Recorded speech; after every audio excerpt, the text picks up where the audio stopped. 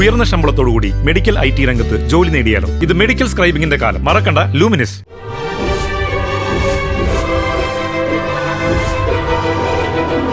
ഡീപ്പായിട്ട് തന്നെയാണ് അതിൽ അഭിനയിക്കാൻ വിളിച്ചത്. പിന്നീട് ഏതോ സമയത്ത് അതിൽ എന്തുകൊണ്ട് അയാളെ തന്നെ കത്തനാരായിട്ട് അഭിനയിപ്പിച്ചുകൂടാ എന്ന് ആരോ ചോദിച്ചപ്പോൾ ഉണ്ടായൊരു മാറ്റമാണ്. നീലിയായിട്ട് പലരും അഭിനയിച്ചെങ്കിലും സുകന്യയുടെ നീലിയാണ് കൃത്യമായ നീലി. അതായത് സുകന്യ ആക്ട്രസ് എന്നുള്ള നിലയ്ക്ക് സുകന്യ അംഗീകരിക്കാതിരിക്കാൻ പറ്റില്ല. വ്യക്തി എന്നുള്ള നിലയ്ക്ക് സുകന്യ എനിക്ക് അത്ര ഇഷ്ടമല്ല. അവര് നല്ല വ്യക്തിയല്ല, പക്ഷെ നല്ല ആക്ട്രസാണ്. മോട്ടീവ് അല്ലെങ്കിൽ ഒരു കാരണം എന്താണെന്ന് ഞാൻ ചോദിച്ചാൽ എൻ്റെ തോന്നൽ എനിക്ക് പറയാം, അതിനുള്ള അവകാശം എനിക്കുണ്ട്.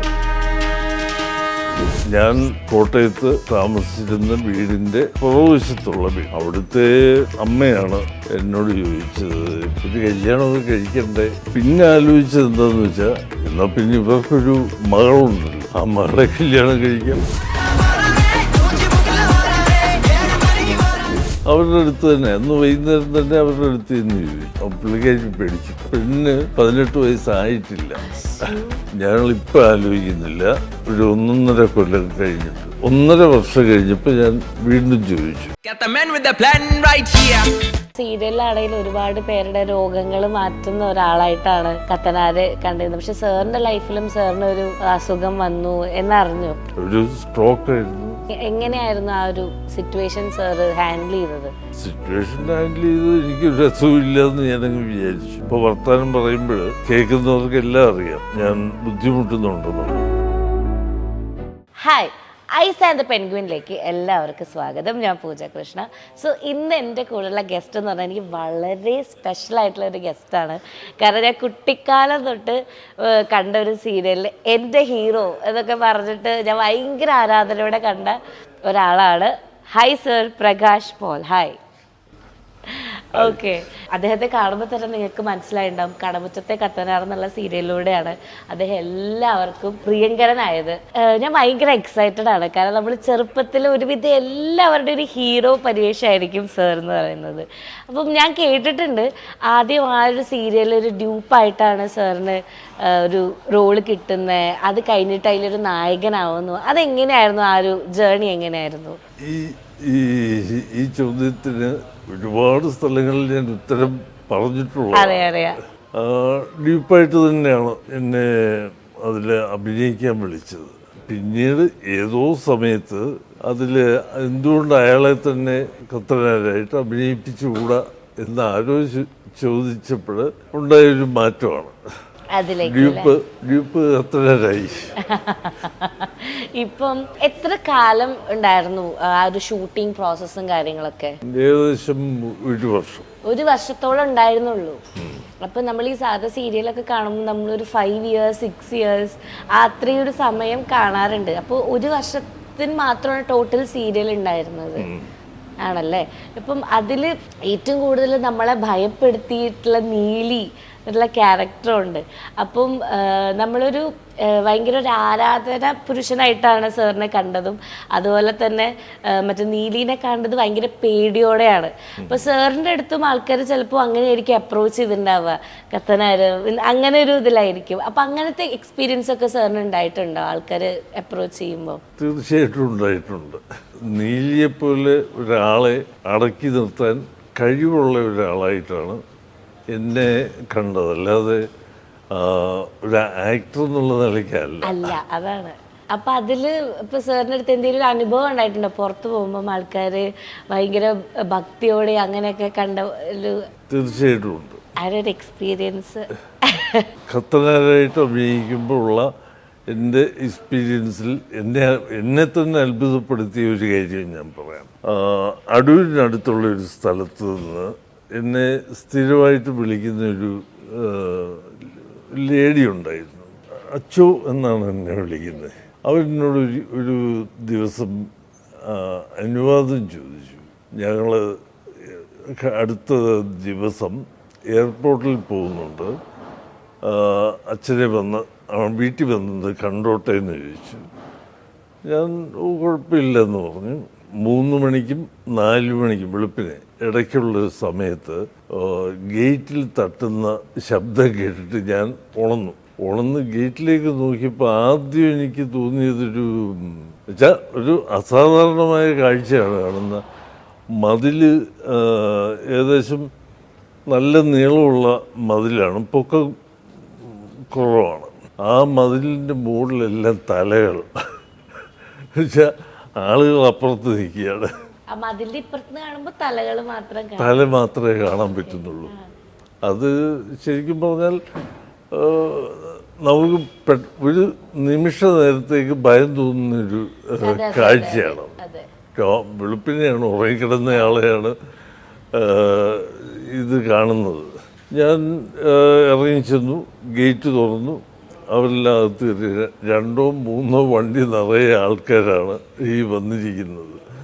അതിനകത്ത് എന്നെ അത്ഭുതപ്പെടുത്തിയത് അത് തന്നെയാണ്, ആ മതിലിൽ നിരത്തി വെച്ചിരിക്കുന്ന തലകൾ. ഇപ്പം ആ ഒരു ടൈമിലൊക്കെ ഇപ്പം എല്ലാവരും കത്തനാരെന്ന് പറയുമ്പോൾ നമ്മൾ ഈ പ്രേതത്തെ തളയ്ക്കാൻ നടക്കുന്ന ഒരാൾ അങ്ങനെയൊക്കെയാണ്.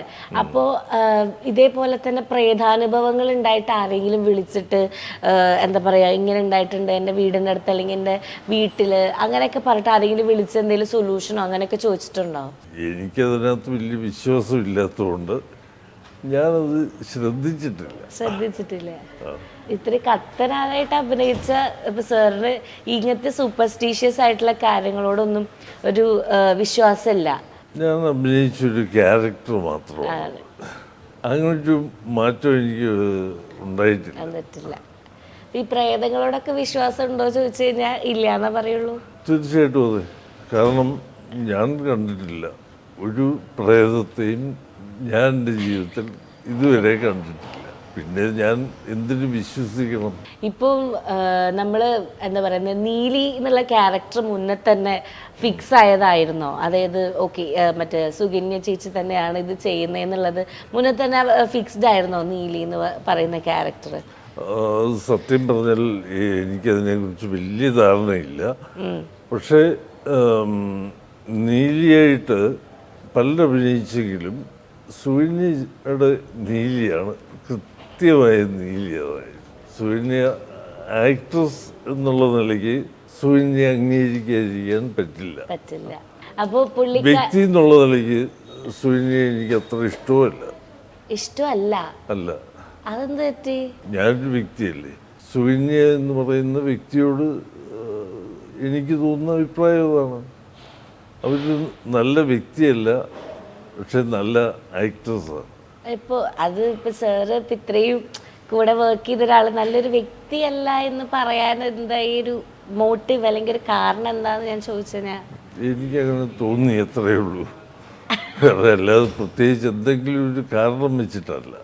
എൻ്റെ തോന്നൽ എനിക്ക് പറയാം, അതിനുള്ള അവകാശം എനിക്കുണ്ട്. ഇനി വേണമെങ്കിൽ ഞാനത് ഒന്ന് തിരുത്തി പറയാം. സുകന്യ എന്ന് പറയുന്ന വ്യക്തിയേക്കാൾ എനിക്കിഷ്ടം സുകന്യ എന്ന് പറയുന്ന ആക്ട്രസിനെയാണ്. ഇപ്പം നമ്മൾ സെറ്റിൽ വരുമ്പോഴും ഇപ്പം പല ആക്ടേഴ്സ് പല രീതിക്കായിരിക്കും ബിഹേവ് ചെയ്യുന്നുണ്ടാവുക. അപ്പോൾ എങ്ങനെയായിരുന്നു മീൻസ് സുകന്യ സെറ്റിൽ മീൻസ് ഒരു ആക്ട്രസ് ആയിട്ട് പെട്ടെന്ന് തന്നെ ഷോട്ടൊക്കെ ഓക്കെ ആക്കുന്ന, അല്ലെങ്കിൽ ആ ഒരു മൊത്തത്തിൽ ആ വരുമ്പോൾ തന്നെ എല്ലാവർക്കും ആ ഒരു പ്രേതത്തിൻ്റെ അന്തരീക്ഷം അങ്ങനെയൊക്കെ തന്നെയായിരുന്നു അവിടെ? അല്ല, അതാണ് ഞാൻ പറഞ്ഞത്. ആക്ട്രസ് എന്നുള്ള നിലയ്ക്ക് സുകന്യ പെർഫെക്റ്റ് ആയിരുന്നു. അധികം ആരോടും സംസാരിക്കാറില്ല. എനിക്ക് തോന്നുന്നത് എന്നോടൊന്നും സുകന്യ സംസാരിച്ചിട്ടേ ഉണ്ടാവില്ല. സീനിൽ പറയുന്ന ഡയലോഗ് അല്ലാതെ സുകന്യയോട് ഞാനും സംസാരിച്ചിട്ടില്ല. ഇല്ല. ഓ, അത് ആൾക്കാർക്ക് വിശ്വസിക്കാൻ ആക്ച്വലി കുറച്ച് ബുദ്ധിമുട്ട് പോലെ തോന്നുമായിരിക്കും. കാരണം നമ്മൾ ഇത്രയും കാലം വർക്ക് ചെയ്തതല്ലേ. അപ്പൊ അങ്ങനെ ജസ്റ്റ് ഒരു പ്രൊഫഷണൽ ബന്ധങ്ങൾ മാത്രമേ ഉള്ളൂ അല്ലേ? അത്രേ ഉള്ളൂ. ഇപ്പൊ സാറ് ഒരുപാട് സിനിമകളിൽ അഭിനയിച്ചിട്ടുണ്ട്. അപ്പോൾ പക്ഷെ കത്തനാറിലേക്ക് ആദ്യം ഒരു ഡ്യൂപ്പായിട്ടാണ് വന്നിട്ടുള്ളത്. അപ്പം എങ്ങനെയാണ് ആ ഒരു ചൂസ് ചെയ്ത് ആ ഒരു ക്യാരക്ടർ നമുക്ക് ഡ്യൂപ്പായിട്ട് ചെയ്യാം? കാരണം സിനിമകൾ മുന്നേ ചെയ്തിട്ടുള്ളതാണല്ലോ. ഒന്ന്, ഞാൻ നാടകത്തിൽ അഭിനയിച്ചിട്ടില്ല. ഒരു നാടകത്തിലും ഞാൻ അഭിനയിച്ചിട്ടില്ല. ആഗ്രഹമുണ്ടായിരുന്നു ആ നാടകത്തിൽ അഭിനയിക്കണം. നാടകത്തിൽ അഭിനയിച്ച സ്കൂളിൽ പഠിക്കുമ്പോൾ ഉള്ളൊരു ആഗ്രഹമാണ്. ഒരു നാടകത്തിൻ്റെ റിഹേഴ്സൽ പോയി ഒരു ദിവസം കണ്ടപ്പോൾ എനിക്ക് നാടകം എനിക്ക് പറ്റില്ല എന്നുള്ളത് മനസ്സിലാക്കി തിരിച്ചു പോയിട്ട് അതെന്താ അങ്ങനെ തോന്നാൻ കാരണം? ആ റിഹേഴ്സൽ ക്യാമ്പിൽ ചെന്നപ്പോൾ എനിക്ക് എൻ്റെ ജീവിത രീതിയും അവരുടെ ജീവിത രീതിയും തമ്മിൽ പൊരുത്തപ്പെടത്തില്ല എന്നുള്ളത് എനിക്ക് മനസ്സിലായി. ജീവിത രീതി എന്ന് പറയുന്നത് നമുക്ക് ഈ ക്യാമ്പില് മറ്റേ ഫുഡ് കാര്യങ്ങള് അതാണോ? പിന്നെ ട്രാവൽ ചെയ്യണം. അതെ അതെ. ഞാനാണെങ്കിൽ ആ സമയത്ത് ജസ്റ്റ് കല്യാണം കഴിച്ചിട്ടേ ഉള്ളൂ. രജിസ്റ്റർ മാരേജുമായിരുന്നു. അപ്പോൾ ഞാനും ഭാര്യയും മാത്രമാണ് ഒരു വീട്ടിൽ താമസിക്കുന്നത്. അപ്പൊ അന്ന് ലവ് മാരേജ് ആയിരുന്നോ? അത് ലവ് മാരേജ് എന്നും പറയാം, അറേഞ്ച്ഡ് എന്നും പറയാം. ഓക്കെ. അപ്പൊ അത് വലിയ ആഘോഷങ്ങളില്ലാത്തൊരു കല്യാണമായിരുന്നു. അതെ അതെ. ഓക്കെ. അതെന്താ അങ്ങനെ തീരുമാനിച്ചത്? അങ്ങനെ ഇപ്പോൾ ഒരു കല്യാണം കഴിക്കുകയാണെങ്കിൽ ആഘോഷങ്ങളില്ലാതെ കല്യാണം കഴിക്കണം അങ്ങനെയൊന്നും ഞാൻ തീരുമാനിച്ചിട്ടൊന്നുമില്ല. ആ സമയത്ത് അങ്ങനെയൊന്നും തീരുമാനിച്ചിട്ടില്ല. പക്ഷെ സംഭവിച്ചത് അങ്ങനെയാണ്. അതിന്റെ ഒരു സർക്കംസ്റ്റൻസ് എന്തായിരുന്നു? ആ സിറ്റുവേഷനിലേക്ക് എത്തിയത് എന്തായിരുന്നു സാറിന് പറയാൻ താല്പര്യം ഉണ്ടെങ്കിൽ കേട്ടോ. ഞാൻ എന്ത് കാര്യവും പെട്ടെന്ന് തീരുമാനമെടുക്കുന്നതാണ്. ഞാൻ കോട്ടയത്ത് താമസിച്ചിരുന്ന വീടിൻ്റെ പുറകുവശത്തുള്ള വീട്. അവിടുത്തെ അമ്മയാണ് എന്നോട് ചോദിച്ചത് കല്യാണം കഴിച്ചാണോ എന്ന് ചോദിച്ചു. ഞാൻ പറഞ്ഞല്ല, കല്യാണം കഴിച്ചില്ല. ഒരു കല്യാണമൊക്കെ കഴിക്കണ്ടേ എന്ന് ചോദിച്ചു. ഞാൻ പറഞ്ഞു കല്യാണം അതിനെക്കുറിച്ച് ഞാൻ അതുവരെ ആലോചിച്ചിട്ടില്ല. പിന്നെ ആലോചിച്ചത് എന്താണെന്ന് വെച്ചാൽ, എന്നാൽ പിന്നെ ഇവർക്കൊരു മകളുണ്ടല്ലോ, ആ മകളെ കല്യാണം കഴിക്കാം. അങ്ങനെ അവരുടെ അടുത്ത് തന്നെ അന്ന് വൈകുന്നേരം തന്നെ അവരുടെ അടുത്ത് നിന്ന് ചോദിച്ചു, നിങ്ങളുടെ മകളെ തന്നെ കല്യാണം കഴിക്കാം. അപ്പം പുള്ളിക്കാരി പേടിച്ചിട്ട് പറഞ്ഞ് ഞാനല്ല അതൊന്നും തീരുമാനിക്കുന്നത്, അവരുടെ അച്ചാച്ചനാണ് എന്ന് പറഞ്ഞു. ഞാൻ പറഞ്ഞു പുള്ളി എവിടെയുണ്ട്? പുള്ളി ബാങ്കിലാണ് ജോലി ചെയ്യുന്നത്, ബാങ്കിൽ പോയിരിക്കുകയാണ്. എപ്പോൾ വരും എന്ന് വെച്ചാൽ 5 മണിയാകുമ്പോൾ പോയിട്ട് വന്നു. അപ്പം ഞാൻ പറഞ്ഞു ഞാൻ ശരി പുള്ളിയോട് ചോദിക്കാം. 5 മണിക്ക് ഞാൻ അവിടെ ചെന്നു. പുള്ളിക്ക് അറിയത്തില്ല ഞാൻ കല്യാണാലോചനയായിട്ടാണ് ചെന്നിരിക്കുന്നത്. പുള്ളിയോട് കാര്യം പറഞ്ഞു. പിന്നെ കല്യാണം കഴിക്കുന്നതിനെ കുറിച്ച് ഞാൻ വളരെ സീരിയസ് ആയിട്ട് ആലോചിക്കുകയാണ്. ഞാൻ ആലോചിക്കുന്നത് നിങ്ങളുടെ മകളെ കല്യാണം കഴിക്കുന്നത്. പുള്ളി വരണ്ടു. അമ്മ പേടിച്ചതേ ഉള്ളൂ, ദയവാണെങ്കിൽ വരണ്ടു. കാരണം പെണ്ണിന് 18 വയസ്സായിട്ടില്ല. പുള്ളി പറഞ്ഞ മറുപടി ഇതാണ്, ഞങ്ങളിപ്പോൾ ആലോചിക്കുന്നില്ല, ഒരു 1.5 കൊല്ലം കഴിഞ്ഞിട്ട്. ഞാൻ പറഞ്ഞു കുഴപ്പമില്ല, 1.5 കൊല്ലം കഴിഞ്ഞിട്ട് ആലോചിച്ചാൽ മതി. കൃത്യം അന്ന് മുതൽ 1.5 വർഷം കഴിഞ്ഞപ്പോൾ ഞാൻ വീണ്ടും ചോദിച്ചു. വെയിറ്റ് ചെയ്തു അത്രയും സമയം അല്ലേ? എനിക്ക് വേറെ പണിയുണ്ട്. വീണ്ടും പുള്ളിയോട് ചോദിച്ചു. അപ്പോഴത്തേക്ക് പുള്ളിക്ക് ധൈര്യമായി. അപ്രാവശ്യം വേറെ പണി വല്ലതും ഉണ്ടെങ്കിൽ നോക്കാം. അത് എനിക്ക് ഇഷ്ടപ്പെട്ടില്ല ആ മറുപടി. ഇത് പുള്ളിക്ക് ആദ്യമേ പറയാവുന്ന. അപ്പം ഈ പെണ്ണിനോട് ഞാൻ ചെന്നിട്ട് സംസാരിച്ചു. നിങ്ങളുടെ അച്ഛനിങ്ങനെയാണ് പറഞ്ഞത്, അപ്പോൾ ഒരു കാര്യം ചെയ്യാം, എൻ്റെ കൂടെ പോരെ, നമുക്ക് രജിസ്റ്റർ മാരേജ് ചെയ്യാം. പെണ്ണ് എന്ന് ഞാൻ പറഞ്ഞത് സൂസൻ എന്നാണ് പേര്, IV എന്നാണ് വീട്ടിൽ വിളിക്കുന്നത്. ഒറ്റ കണ്ടീഷൻ എന്നോട് ആവശ്യപ്പെട്ടുള്ളൂ, പറഞ്ഞുള്ളൂ, എൻ്റെ വീട്ടിൽ നിന്ന് ആരെങ്കിലും കൂടെ വരണം. അപ്പം എനിക്ക് അത്ര വിശ്വാസമില്ല ഇത് നടക്കും എന്ന്. അത് അല്ലെങ്കിൽ ഞാൻ ധൈര്യമായിട്ട് എൻ്റെ വീട്ടിൽ പറഞ്ഞു ഇന്ന് എൻ്റെ കല്യാണമാണ് എന്ന് പറയുമായിരുന്നു. പക്ഷെ അതിനുള്ള ധൈര്യമില്ല എനിക്ക്. വീട്ടിൽ പറഞ്ഞ രജിസ്റ്റർ ഓഫീസിൽ പോവാന്ന് പറഞ്ഞ ഒരാള് വീട്ടിൽ പറയാൻ ധൈര്യം ഉണ്ടായിരുന്നില്ലേ? അല്ല, വീട്ടിൽ പറയുന്നതിനുള്ള പേടിയൊന്നുമില്ല എൻ്റെ പ്രശ്നം. കല്യാണം അന്ന് തന്നെ നടക്കുകയില്ലോ എന്നുള്ള ഉറപ്പൊന്നുമില്ല. പിറ്റേ ദിവസം രാവിലെയാണ് നമ്മൾ കല്യാണം കഴിക്കാൻ തീരുമാനിച്ചിരിക്കുന്നത്. അപ്പോൾ പെങ്ങളോട് ഞാൻ പറഞ്ഞു, എൻ്റെ ഏറ്റവും ഇളയ പെങ്ങളോട്, നീ എൻ്റെ കൂടെ കോട്ടയം വരെ വരണമെന്ന് പറഞ്ഞു. അപ്പൊ ഇത് പെട്ടെന്ന് തന്നെ ഈ രജിസ്റ്റർ ഓഫീസിന് ഓക്കെ എന്ന് പറയുമ്പോ ഈ 1.5 വർഷം സമയം എടുത്തുല്ലോ. അപ്പൊ ഇതിന്റെ ഗ്യാപ്പിൽ നിങ്ങൾ കാണുമോ, അങ്ങനെ എന്തെങ്കിലുമൊക്കെ ഉണ്ടായിട്ടുണ്ടോ? കണ്ടിട്ടുണ്ട് അല്ലേ? അപ്പൊ അങ്ങനെയാണ് ആ ഒരു ഇഷ്ടം വന്നു തുടങ്ങിയത്. പക്ഷെ അത് വളരെ ചുരുക്കം തവണകൾ മാത്രമേ കണ്ടിട്ടുള്ളൂ, അല്ലാതെ നിരന്തരം കണ്ടുകൊണ്ടിരിക്കുകയല്ല. കാരണം ഞാൻ ആ സമയത്ത് കോട്ടയത്തു നിന്നേ പോയി. അപ്പൊ ഇങ്ങനെ ഇവരുടെ വീട്ടിൽ കാണുന്നുണ്ടായിരുന്നെ? കാരണം അച്ഛനും അമ്മയും ആരും സമ്മതിക്കുന്നില്ല എന്നൊക്കെ പറഞ്ഞല്ലോ. അപ്പൊ ഇതെങ്ങനെയാ ഈ കമ്മ്യൂണിക്കേഷൻ ഉണ്ടായിരുന്നത്? ഞാൻ അവരുടെ വീട്ടിലോട്ട് ചെല്ലും. അപ്പൊ അവരുടെ അമ്മയ്ക്ക് പ്രശ്നമൊന്നുമില്ലേ? ഇല്ല. അത് ശരി. കാരണം അതിനകത്ത് നമ്മൾ അധൈര്യപ്പെടേണ്ട കാര്യമില്ല. ഇല്ല, സത്യം. എനിക്ക് അവരെ പരിചയമുണ്ട്.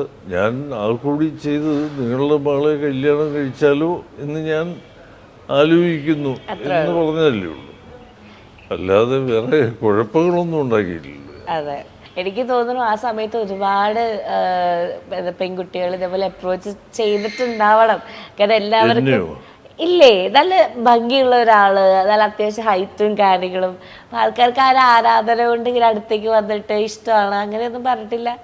എന്നെ അങ്ങനെ നല്ല ആളുകൾ കണ്ടത് അല്ലേ? വേറെന്തോ ഒരു ജീവിയായിട്ടാണ്. ജീവിയായിട്ടോ? അങ്ങനെ ഒരു ദിവ്യനായിട്ടാണ് കണ്ടത്? അല്ലല്ല, അങ്ങനല്ല. ആളുകൾ എന്തോ എന്നിൽ നിന്ന് അകറ്റി നിർത്തുന്ന എന്തോ ഒരു ഭാവം എൻ്റെ മുഖത്ത് ആ സമയത്തും അതിനു മുമ്പും ഉണ്ടായിരുന്നു. അധികം ആൾക്കാർ അടുക്കുന്നുണ്ടായിരുന്നില്ല എന്നാണോ സാർ? തീർച്ചയായിട്ടും അത് തന്നെയാണ്. അത് പെൺകുട്ടികൾ മാത്രമല്ല, ആൺപിള്ളേരും അങ്ങനെയാണ്. എന്നോട് പിന്നെ പരിചയപ്പെടുകയും അടുപ്പം കാണിക്കുകയും ചെയ്ത ആൺകുട്ടികൾ പറഞ്ഞിട്ടുണ്ട്, ഞങ്ങൾക്ക് പേടിയാണ്. ഇപ്പം ഒരുപാട് ആ സീരിയലിലാണെങ്കിലും ഒരുപാട് പേരുടെ രോഗങ്ങൾ മാറ്റുന്ന ഒരാളായിട്ടാണ് കത്തനാർ കണ്ടിരുന്നത്. പക്ഷെ സാറിൻ്റെ ലൈഫിലും സാറിനൊരു അസുഖം വന്നു എന്നറിഞ്ഞു. അപ്പം എങ്ങനെയായിരുന്നു ആ ഒരു സിറ്റുവേഷൻ സാർ ഹാൻഡിൽ ചെയ്തത്? സിറ്റുവേഷൻ ഹാൻഡിൽ ചെയ്തത് എനിക്കൊരു അസുഖമില്ല എന്ന് ഞാനങ്ങ് വിചാരിച്ചു. ഇപ്പോഴും ഞാൻ അങ്ങനെ തന്നെയാണ് വിചാരിക്കുന്നത്. ഇപ്പോൾ വർത്തമാനം പറയുമ്പോൾ കേൾക്കുന്നവർക്കെല്ലാം അറിയാം ഞാൻ വർത്തമാനം പറയാൻ ബുദ്ധിമുട്ടുന്നുണ്ടെന്നുള്ളത്. കാരണം എല്ലാ അക്ഷരങ്ങളും കൃത്യമായിട്ട് എൻ്റെ ഞാൻ ഉദ്ദേശിക്കുന്നിടത്ത് നിൽക്കുന്നില്ല. പക്ഷേ ഞാനത് മാനേജ് ചെയ്തത് ഇങ്ങനെയാണ്. ഞാൻ ജനിച്ചപ്പോൾ മുതലേ ഇങ്ങനെ ആയിരുന്നു. അങ്ങനൊരു വാചകം എഴുതി ഉണ്ടാക്കി അത് കാണാൻ പഠിക്കുകയല്ല ചെയ്തത്. ഞാൻ അതിനെ അങ്ങനെ എടുത്തു. ഇപ്പം 2017 സാറിന് അസുഖം വന്നതെന്ന് പറഞ്ഞു. അത് എന്തായിരുന്നു അസുഖം? എന്തായിരുന്നു ആ ഒരു സ്ട്രോക്ക് ആയിരുന്നു. ഇപ്പം നമ്മൾ ആ സമയത്ത് ഒരു സിനിമേനെ വെല്ലുന്ന കുറേ CG, കുറേ എഫക്ട്സ് കാര്യങ്ങളൊക്കെ ഇട്ടിട്ടാണ് ഈ സീരിയൽ ചെയ്തിരുന്നത്. അപ്പം ഇതൊക്കെ അന്ന് ഇത്രയും വർക്കൗട്ട് ആവും, അല്ലെങ്കിൽ ആൾക്കാരൊക്കെ ഇത്രയും ഇത് സെലിബ്രേറ്റ് ചെയ്യുന്നൊക്കെ സാർ അന്ന് ചിന്തിച്ചിരുന്നോ? ഇതിൻ്റെ ഒരു ഷൂട്ടിംഗ് പ്രോസസ്സ് കാണുമ്പോൾ? ഷൂട്ടിംഗ് കണ്ടാൽ നമുക്ക് അങ്ങനെ ആലോചിക്കാൻ പോലും പറ്റില്ല. അത് ആദ്യമായിട്ട് ടെലികാസ്റ്റ് തുടങ്ങിയതിന് ശേഷം ആദ്യമായിട്ട് പബ്ലിക്കിൻ്റെ മുമ്പിലേക്ക് ചെല്ലുമ്പോൾ മാത്രമാണ് എനിക്ക് മനസ്സിലായത് സംഭവം ക്ലിക്കായി, ഞാൻ ഫേമസ് ആയി. അതൊക്കെ മനസ്സിലാകുന്നത് അന്നേരമാണ്. ആ കിട്ടുന്ന ഫെയിം എന്ന് പറയുന്നത് ഭയപ്പെടുത്തുന്ന ഫെയിമായിരുന്നു. അതാദ്യമായിട്ടോ ഞാൻ ഒരാൾ പറയണ കേൾക്കുന്നത്, ഫെയിം ഭയങ്കര ഭയപ്പെടുത്തുന്ന ഒരു കാര്യമാണ്. അതെന്താ അങ്ങനെ ഒരു? അന്നേരം അതാണ് ഉണ്ടായത്. ഞാനൊരു സ്കൂളിലാണ് ചെല്ലുന്നത്, മുരുകൻ കാട്ടാക്കട, അവിടെയാണ് പഠിപ്പിക്കുന്നത്. ഞങ്ങൾ വളരെ അടുത്ത സുഹൃത്തുക്കളാണ്. ആ സ്കൂളിൽ ചെല്ലുമ്പോൾ ഉച്ചയ്ക്ക് ഉള്ള ലഞ്ച് ബ്രേക്കിൻ്റെ തൊട്ട് മുമ്പായിട്ടാണ് ഞാൻ യാദൃച്ഛികമായിട്ട് അവിടെ ചെല്ലുന്നത്. അപ്പോൾ ഞാൻ സാധാരണ ഇതിൽ അവിടെ പോകാറുണ്ട്, മുരുകൻ കാട്ടാക്കടയെ കാണാറുണ്ട്. അപ്പം അതുപോലൊരു വിസിറ്റായിട്ട് മാത്രമേ, വെറും വിസിറ്റല്ല, എൻ്റെ മകന് അഡ്മിഷൻ വേണം. അതിനുവേണ്ടിയാണ് പോയത്. പക്ഷെ ഞാൻ നടന്ന് അങ്ങോട്ട് പോകുമ്പോൾ ഓരോ ക്ലാസ് മുറിയിൽ നിന്ന് കത്തനാർ എന്ന് പറഞ്ഞിട്ട് ഈ വിളി വരുന്നുണ്ട്. അപ്പോൾ എനിക്ക് മനസ്സിലായി പിള്ളേരൊക്കെ എന്നെ തിരിച്ചറിയുന്നുണ്ട് എന്നുള്ളത്. അത് മനസ്സിലായപ്പോൾ ഉള്ളൊരു സന്തോഷമുണ്ട്. പക്ഷെ അപ്പോഴത്തേക്ക് ലഞ്ച് ബ്രേക്കിനുള്ള ബെല്ല് വന്നു. ഈ ക്ലാസ്സിൽ നിന്ന് പിള്ളേർ രണ്ട് സൈഡിൽ നിന്നും ഇറങ്ങിയിട്ട് എന്നെ ആണ് വരുന്നത്. അപ്പോൾ എന്നെ ആക്രമിക്കാൻ വരുന്നവരാണ് എനിക്ക് തോന്നിയത്. ഞാൻ ഓടാൻ മടിയുണ്ട്. പെട്ടെന്ന് നടന്ന് അവരുടെ ഓഫീസ് റൂമിലെത്തി. അവർ എന്നെ ഓഫീസ് റൂമിനകത്ത് കയറ്റി സേഫാക്കി മാറ്റി വെച്ചു. ശരിക്കും പറഞ്ഞാൽ ഞാൻ അവിടെ ഒരു പ്രോപ്പർട്ടി ആയിട്ടാണ് ഇരിക്കുന്നത്. അലമാരയുടെ ബാക്കിലാണ് എന്നെ വെച്ചിരിക്കുന്നത്. പിള്ളേർ വന്നിട്ട് ഭയങ്കര ബഹളം. കാരണം അവർ സീരിയലിനകത്ത് കണ്ട കത്തനാരെന്ന് പറയുന്ന സർവശക്തനായ വ്യക്തിയെ നേരിട്ട് കാണാൻ കിട്ടിയ ചാൻസാണ്. അവർ വിട്ടുകളയത്തില്ല. അപ്പോൾ പിള്ളേർ വന്നു. ഏതൊക്കെയോ കുറച്ച് പിള്ളേർ വീണ പിള്ളേരുടെ പുറത്തൂടെ ആൾക്കാർ, വേറെ കുട്ടികൾ അവരെ ചവിട്ടി വന്നു. അവിടെ ബഹളവും നിലവിളിയും എന്തൊക്കെയോ പ്രശ്നങ്ങളാണ്. ടീച്ചേഴ്സ് ചുരുളുമൊക്കെ ആയിട്ട് പോയി. അത് മാനേജ് ചെയ്തു.